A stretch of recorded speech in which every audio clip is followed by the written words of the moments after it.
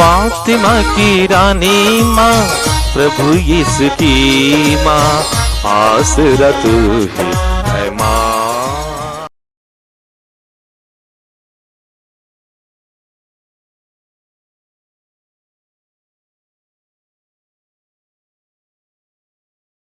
पहला पाठ न्यायकर्ताओं का ग्रंथ, अध्याय 13, पद संख्याएं 2 से 7, 24 से 25 तक। सोरआ में दान वंश का मानोअह नामक मनुष्य रहता था। उसकी पत्नी बांझ थी। उसके कभी संतान नहीं हुई थी। प्रभु का दूत उसे दिखाई दिया और उससे यह बोला, आप बांझ हैं, आपकी कभी संतान नहीं हुई, किंतु अब आप गर्भवती होंगी और पुत्र प्रसव करेंगी। आप सावधान रहें, आप ना तो अंगूरी या मदिरा पिए और ना कोई अपवित्र वस्तु खाए, क्योंकि आप गर्भवती होंगी और पुत्र प्रसव करेंगी। बालक के सिर पर उस तरह नहीं चलाया जाएगा, क्योंकि वह अपनी माता के गर्भ से ही ईश्वर को समर्पित होगा। फिलिस्तियों के हाथों से इस्राएल का उद्धार उसी से प्रारंभ होगा। वह स्त्री अपने पति को यह बताने गई। उसने कहा, ईश्वर की ओर से एक पुरुष मेरे पास आया। उसका रूप स्वर्गदूत की तरह अत्यंत प्रभावशाली था। मुझे उससे यह पूछने का साहस नहीं हुआ कि आप कहाँ से आ रहे हैं, और उन्होंने मुझे अपना नाम नहीं बताया। उसने मुझसे यह कहा, आप गर्भवती होंगी और पुत्र प्रसव करेंगी। आप अब से ना तो अंगूरी या मदिरा पिए और ना कोई अपवित्र वस्तु खाए। बालक अपनी माता के गर्भ से अपनी मृत्यु के दिन तक ईश्वर को समर्पित होगा। उस स्त्री ने पुत्र प्रसव किया और उसका नाम समसोन रखा। बालक बढ़ता गया और उसे प्रभु का आशीर्वाद मिलता रहा। बाद में सोरआ और इश्ताओल के बीच के महनेदान में प्रभु का आत्मा उसे प्रेरित करने लगा। प्रभु की वाणी। ईश्वर को धन्यवाद। भजन अनुवाक्य। मैं दिन भर तेरी स्तुति करता और तेरी महिमा के गीत गाता हूँ। मैं दिन भर तेरी स्तुति करता और तेरी महिमा के गीत गाता हूँ। तू मेरे लिए आश्रय की चट्टान और रक्षा का शक्तिशाली गढ़ बन जा, क्योंकि तू ही मेरी चट्टान और मेरा गढ़ है। तू मुझे दुष्टों के हाथ से छुड़ा। अनुवाक्य। मैं दिन भर तेरी स्तुति करता और तेरी महिमा के गीत गाता हूँ। मैं दिन भर तेरी स्तुति करता और तेरी महिमा के गीत गाता हूँ। हे प्रभु, तू ही मेरा आश्रय। मैं बचपन से तुझ पर ही भरोसा रखता हूँ। मैं जन्म से तुझ पर ही निर्भर रहा हूँ। माता के गर्भ से मुझे तेरा सहारा मिला है। अनुवाक्य। मैं दिन भर तेरी स्तुति करता और तेरी महिमा के गीत गाता हूँ। मैं दिन भर तेरी स्तुति करता और तेरी महिमा के गीत गाता हूँ। मैं प्रभु के महान कार्यों का बखान करूँगा। मैं तेरी न्यायप्रियता घोषित करूँगा। हे प्रभु, मुझे बचपन से ही तेरी शिक्षा मिली है। मैं अब तक तेरे महान कार्य घोषित करता रहा हूँ।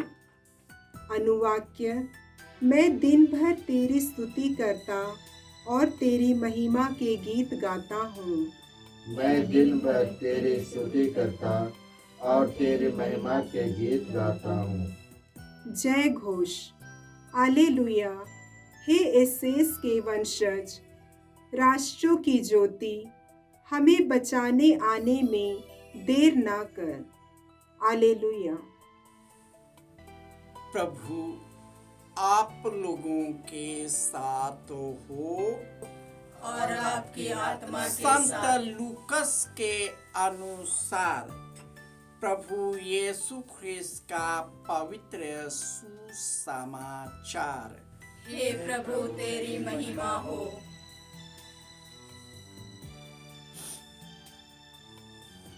अध्याय 1 पद संख्याएं 5 से 25। यहूदिया के राजा हेरोद के समय अबियस के दल का जकरियस नामक एक याजक था।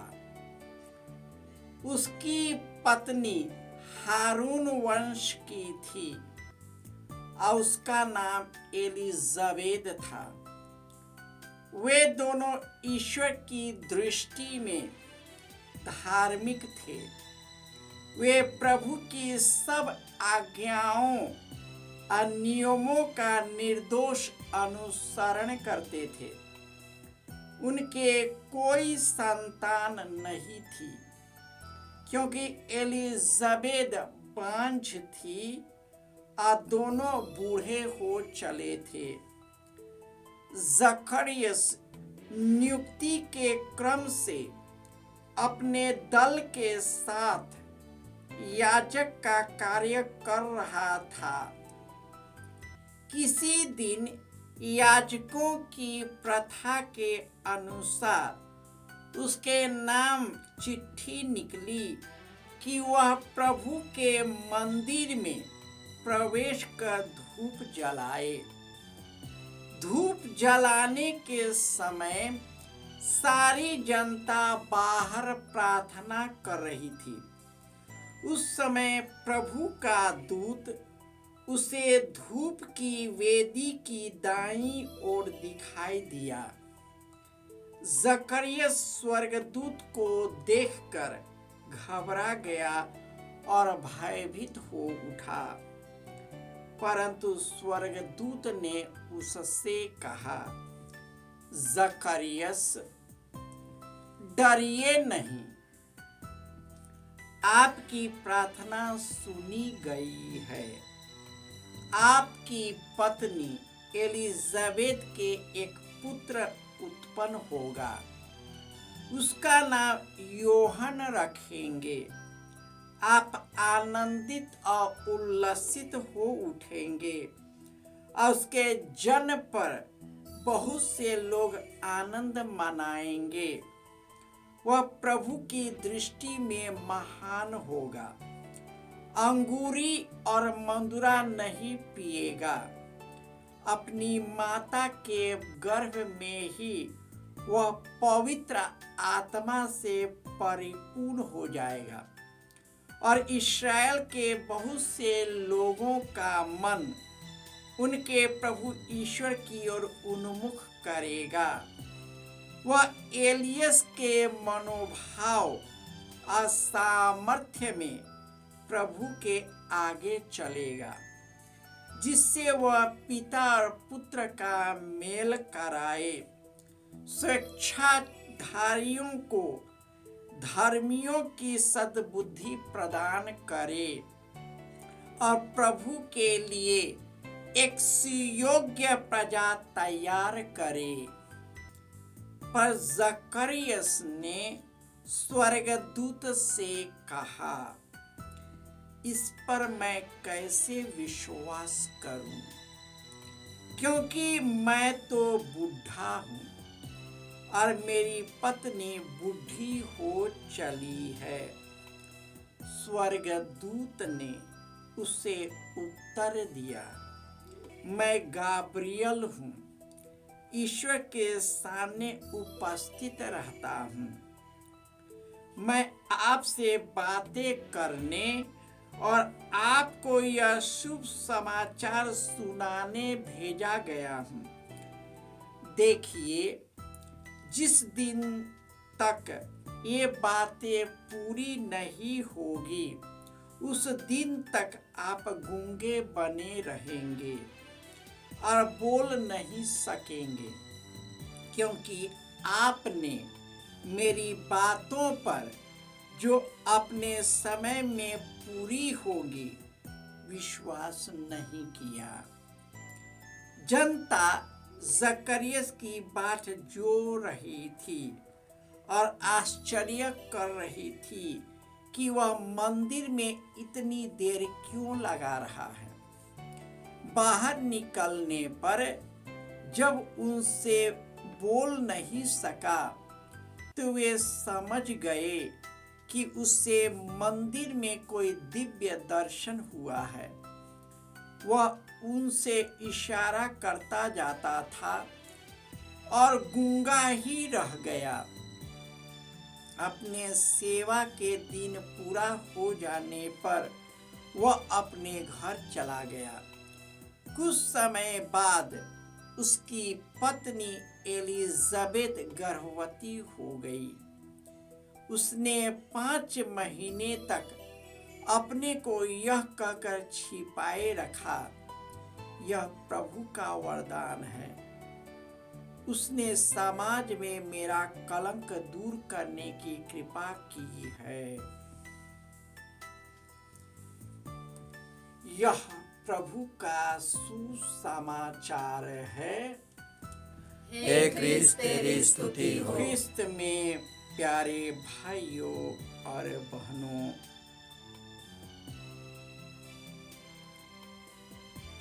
ईश्वर का राज्य में न्याय फलेगा फूलेगा और अपार शांति सदा सर्वदा छाई रहेगी, क्योंकि प्रभु ही मेरा आश्रय और चट्टान है। वही मेरा शक्तिशाली उद्धार करता है। वही मेरी चट्टान और गढ़ है। वह मुझे दुष्टों के हाथों से छुड़ाएगा। और जो प्रभु पर भरोसा करता है, ईश्वर उनके कल्याण के सभी बातों में उसकी सहायता करता है।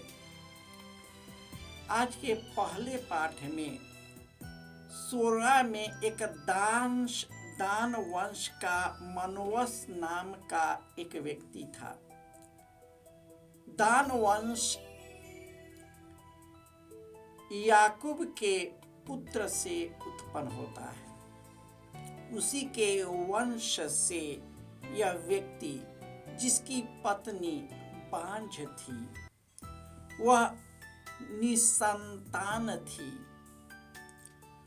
और निसंतान होते हुए भी वह ईश्वर की आराधना और स्तुति करती थी।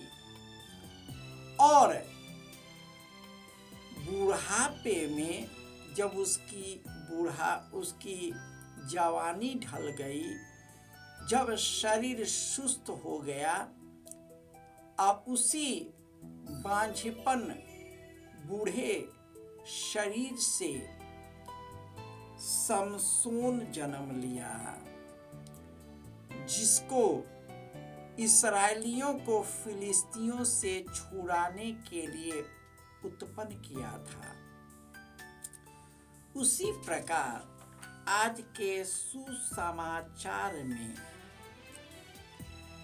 एक हारून वंश का जकरियस और एलिजाबेथ था, जो बांझ थे, अब बुढ़ापे तक निसंतान थे। हमारे केंद्र में ऐसे कई बांझेपन स्त्रियां आती हैं जो निसंतान हैं।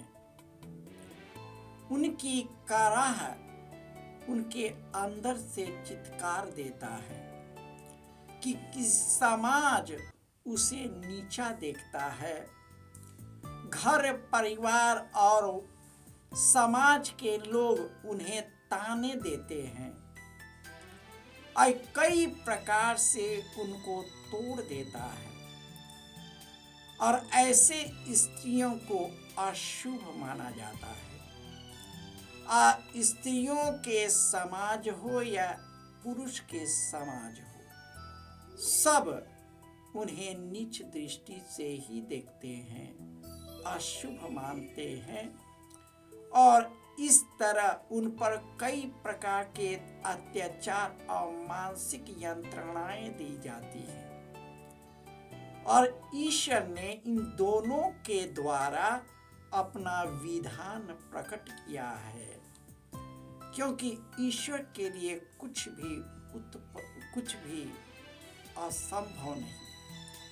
इनके दोनों जन्म में ईश्वर की एक बहुत महिमा छिपी थी। इन दोनों के बांझपन और बुढ़ापे में ईश्वर की महिमा छिपी थी।